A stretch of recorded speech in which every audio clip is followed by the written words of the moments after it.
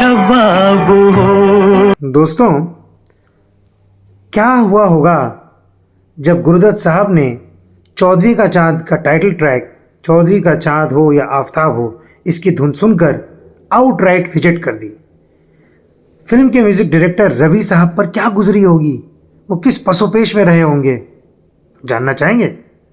तो आइए golden memories के नए एपिसोड में चलते हैं।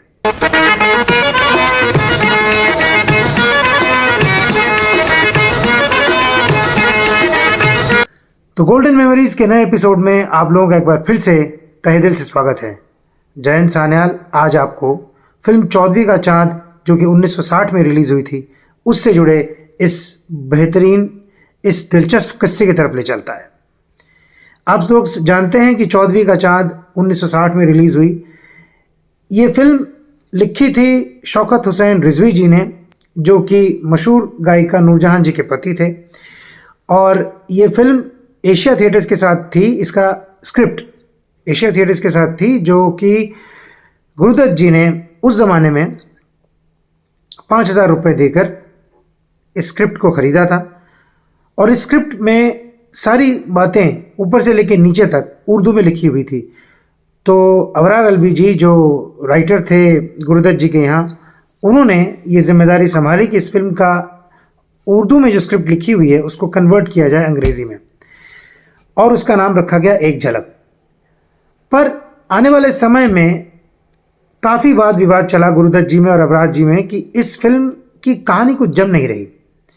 बाद में सागर उस्मानी साहब, जो कि अबरार अलवी जी के बड़े दोस्त थे, वो इस फिल्म के स्क्रीन प्ले राइटिंग में आते हैं। उन्होंने इसका स्क्रीन प्ले लिखा और इसके डायलॉग्स को रीराइट किया तबीश सुल्तानपुरी जी ने, और फिर ये फिल्म शूटिंग के लिए फ्लोर पर आई। इसके बाद जब ये फिल्म के टाइटल ट्रैक की बारी आई, इस फिल्म के गीतों को लिखा था शकील बदायूनी जी ने और म्यूजिक दिया था रवि ने। खाक में मोहब्बत जला दिल का। अब इस फिल्म के टाइटल ट्रैक की बारी आती है, तो रवि जी ने इस फिल्म के टाइटल ट्रैक के लिए कुछ खास धुनें बनाई थी। कौन सी थी वो टाइटल ट्रैक? आप सभी जानते हैं, चौदहवीं का चांद हो या आफताब हो। चौदहवीं का चांद हो या आफताब हो। इस गीत के लिए जो धुनें बनी थी उनमें से जो मोस्ट इम्पॉर्टेंट धुन, इम्पॉर्टेंट किस लिए कि रवि जी जिस धुन को बहुत कन्विक्शन के साथ कह रहे थे कि हाँ ये धुन ऐसी है जो जनता को बहुत पसंद आएगी, तो इस धुन के लिए वो बहुत उत्साहित थे। पर जब गुरुदत्त जी ने इस धुन को सुना तो आउटराइट रिजेक्ट कर दिया। हाँ, मैं सही कह रहा हूँ, आउटराइट रिजेक्ट कर दिया। उन्होंने कहा रवि जी ये धुन तो कुछ खास अच्छी नहीं लगी, इस धुन के साथ चौदहवीं का चांद हो या आफताब हो ये जो टाइटल ट्रैक है ये बिल्कुल नहीं फिट बैठ रहा, आप कोई और धुन बनाइए।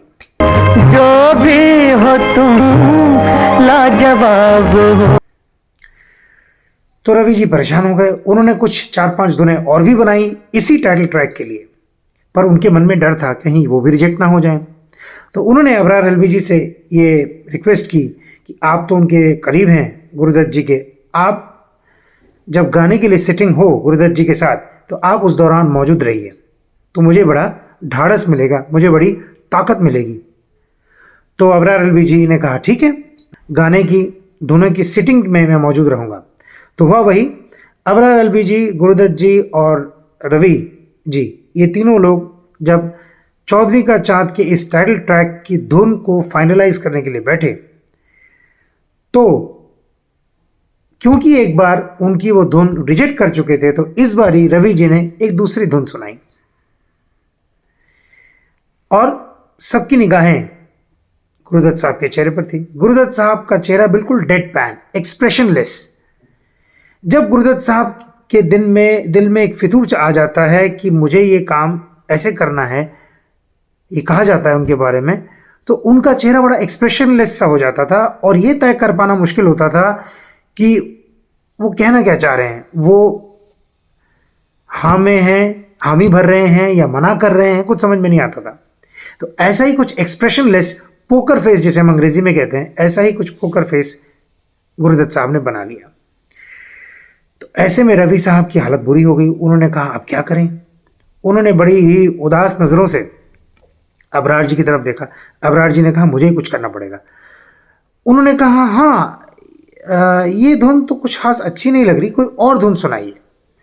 जैसे ही उन्होंने कहा कोई और धुन सुनाइए, तो रवि जी ने वही ओरिजिनल धुन सुनाई जो उन्होंने इस गीत के लिए मुकर्रर कर रखी थी।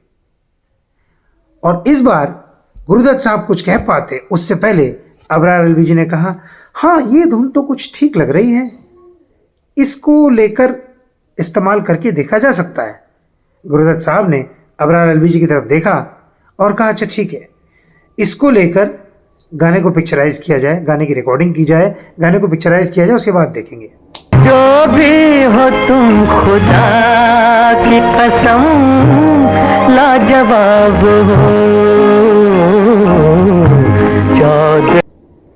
और रवि जी की आंखों में वही खुशी की चमक थी, क्योंकि वो वही धुन थी जिसको वो इतनी देर से बैक कर रहे थे कि हाँ यही धुन है जो इस गाने को सुपरहिट कराएगी, और हुआ भी वही। ये थी उसी आइकॉनिक सॉन्ग चौदहवीं का चाँद हो या आफताब हो की कहानी। इस गीत के लिए रफ़ी साहब को बेस्ट मेल प्लेबैक सिंगर का फिल्म फेयर अवार्ड मिला और शकील बदायूनी जी को बेस्ट लिरिसिस्ट का अवार्ड मिला। रवि जी को अनफॉर्चुनेटली इस गीत के लिए कोई अवार्ड नहीं मिला। इस फिल्म के आर्ट डायरेक्टर बीरेन नाग को भी बेस्ट आर्ट डायरेक्टर का फिल्म फेयर अवार्ड मिला था। ये फिल्म आई थी 1960 में। आगे ऐसी जानकारियों के लिए देखते रहिए गोल्डन मेमोरीज। शुक्रिया।